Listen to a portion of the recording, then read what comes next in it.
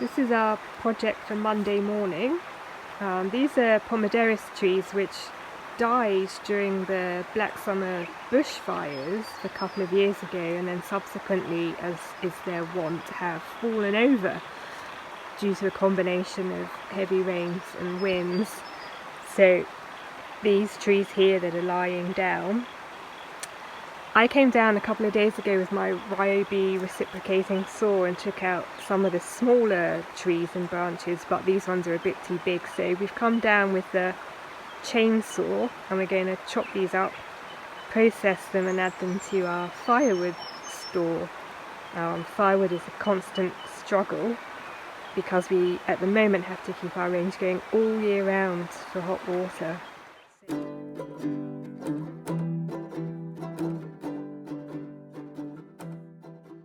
This is the pile of wood that we created this morning, about an hour's worth of work it took, and now we're all done, and this is how it looks now.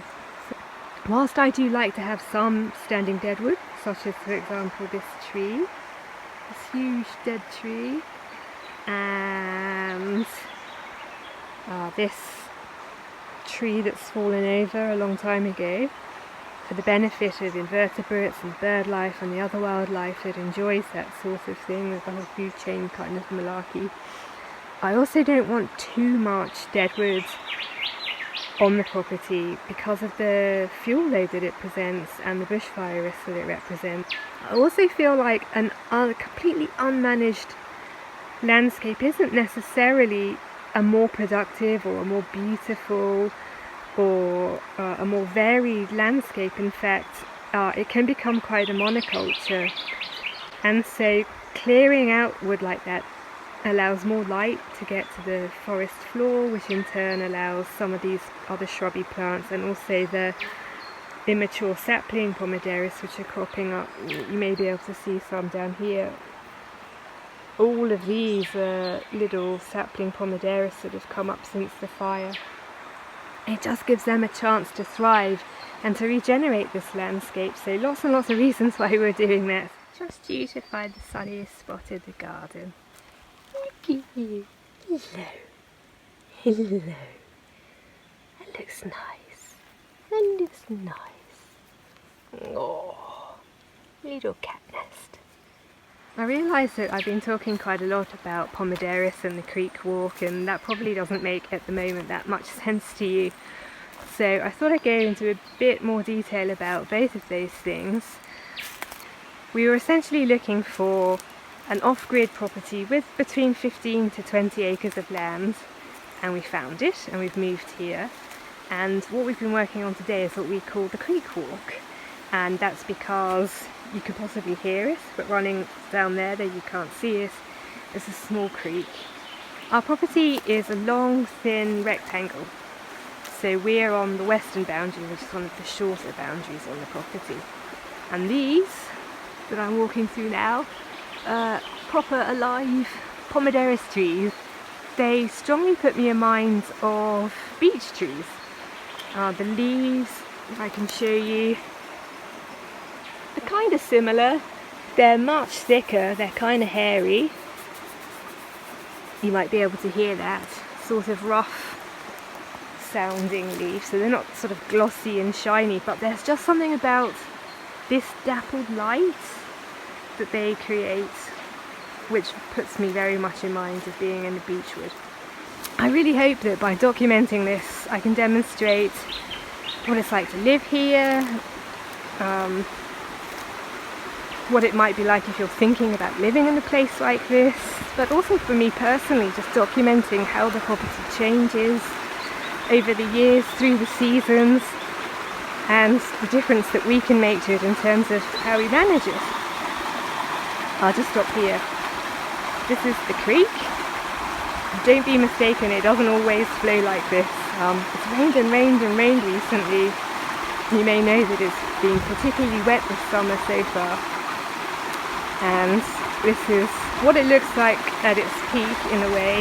It ultimately feeds at a waterfall, so it never really rises much higher than this, but typically it kind of trickles along from puddle to puddle. Sometimes it doesn't flow at all, but it's in pretty good form at the moment. We're on an outing today to a nearby town to visit an art exhibition that we both submitted artworks for. My entry was a bit tongue-in-cheek, I admit, but we'll take it very seriously. Apparently 350 artists from all over the world submitted works, so it'll be really interesting to see our pieces hung up amongst those of actual professional artists. I hope you enjoy.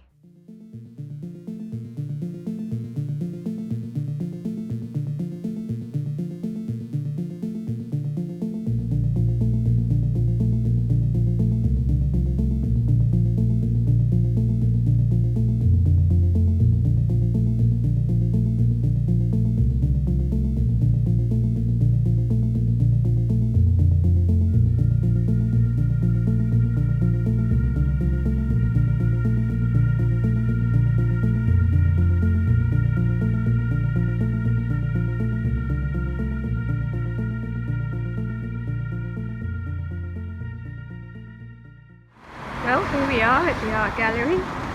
As you can see, it's an amazingly bright sunny day. It hasn't been like that for a while.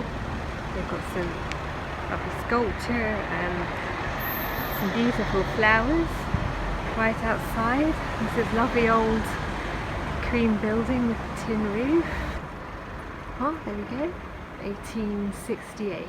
And this is what we've come to see, the EGAG RAP Small Artwork Prize Exhibition. So, we'll just head in. Right, there we go. There's wheels on the tree, the barrel bird. It's the type of bird which is obsessed with collecting blue things. So this barrel bird has been out collecting face masks. Called it recovery, ? I was watching the footage back and the audio on this section was awful, so I'm recording this voiceover, and here it is, Cheese Worshipper.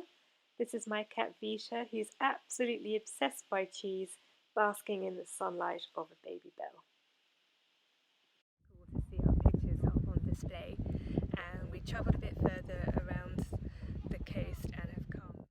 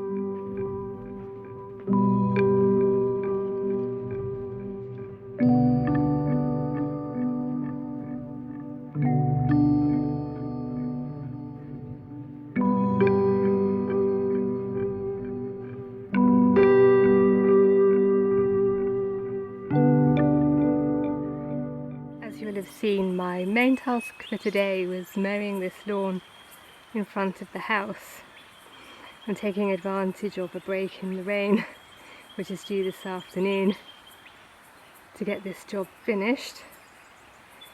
Conditions were suboptimal, if I'm honest. You will have seen that there was that great big thunderstorm and rain shower that came through yesterday, so the lawn was wetter than I would have liked. Back in the UK, a job like mowing this lawn would probably be done mostly for aesthetic reasons, if I'm honest.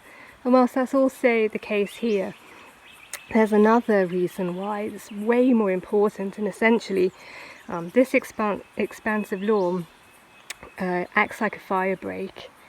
And one of the things that it's recommended you do is have a 50-metre perimeter all the way around your property, which is clear of the trees, native trees, these eucalyptus trees. So this tree line is precisely 50 metres from the house.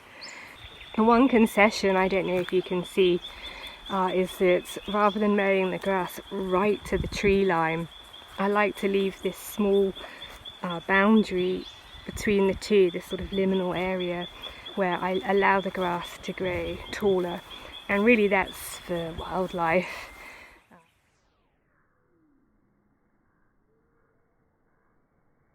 If this was back in the UK, to be honest, what I would probably be inclined to do is put most of this lawn down to flower beds, because the great big expanse of lawn has its own beauty, I suppose, but isn't necessarily my idea of gardening perfection. I'm in my potting shed and tool stall now, and I thought I'd just quickly give you an overview of my lawnmowers. I'll go into more detail about these in future vlogs, but just as an introduction, I've got here my Cox Lawn Boss ride-on lawnmower.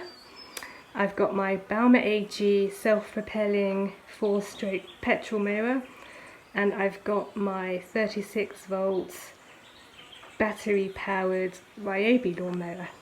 Now the reason I wasn't using the ride-on today is because actually it's currently broken. If you thought this vlog was all going to be about lawn mowing, then I'm sorry, I'm afraid that you've come to the wrong place.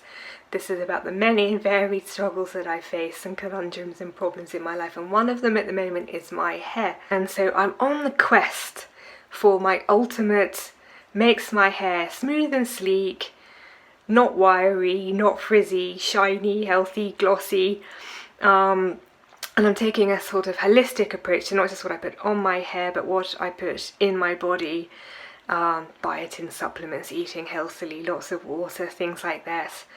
So I thought I'd show you what I'm trialing at the moment, and we'll see how that goes. So these are some of the things that I'm trying or have tried.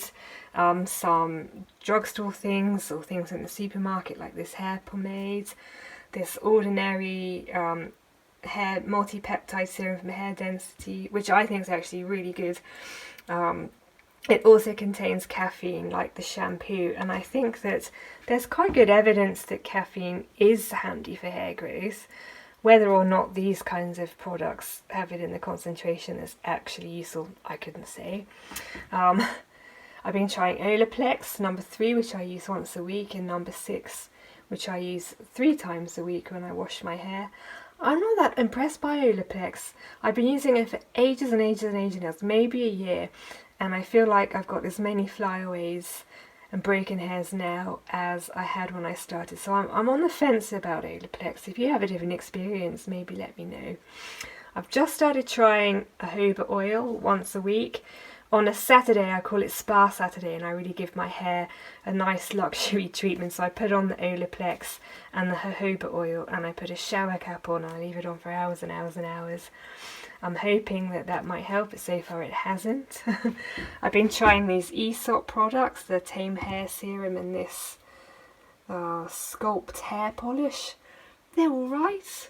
For a while I was obsessed with Orbe products, so at the moment I've got this anti-humidity spray which doesn't really work. This Bumble and Bumble didn't do much for me. The Orbe Super Shine, you can't really see that.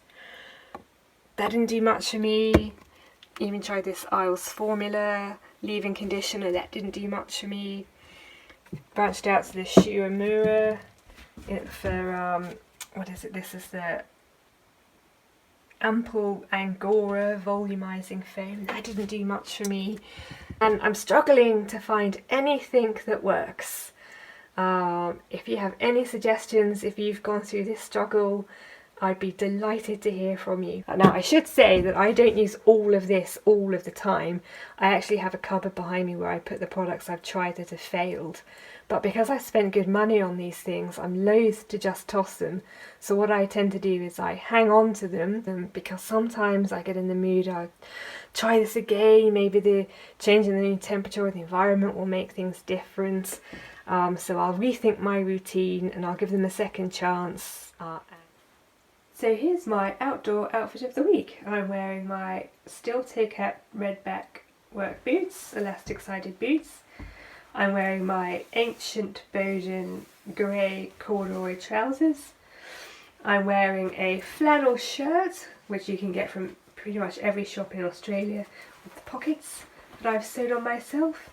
And I'm wearing my blue body warmer, or if I wanted to be fancy, gilet. So there we are, my outdoor outfit of the week. Every morning before breakfast I like to go for a quick walk, really mean quick, it's about 5 minutes. I was listening to some of those Dr. Michael Mosley's Just One Things on the radio, BBC Radio 4 series, and apparently there's quite a lot of evidence that if you get some exercise outside, specifically a walk, within sort of 1 or 2 hours of getting up, it can actually weirdly help you sleep better.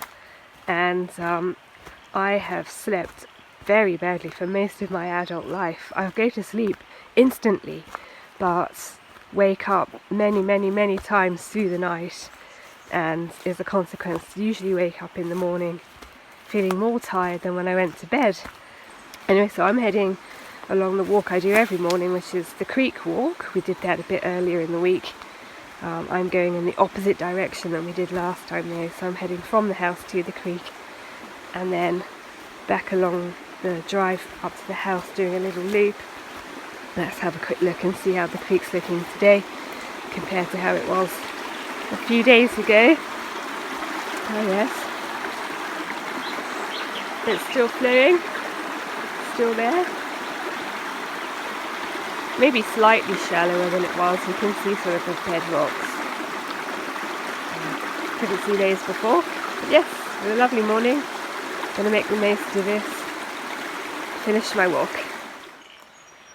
Whilst I'm on this walk, actually, I thought I'd give you a quick update on my collage, my entry to the art exhibition, Cheese Worshipper. I'm delighted to say it's actually sold. Someone bought it. I couldn't believe it. I really did sort of do it just for a laugh. It took me a couple of hours, if I'm being honest. It's not like I wasn't taking the exhibition seriously, but I just have very little faith in my own skills. Anyway, so someone bought it. I'm over the moon. I really hope they enjoy it.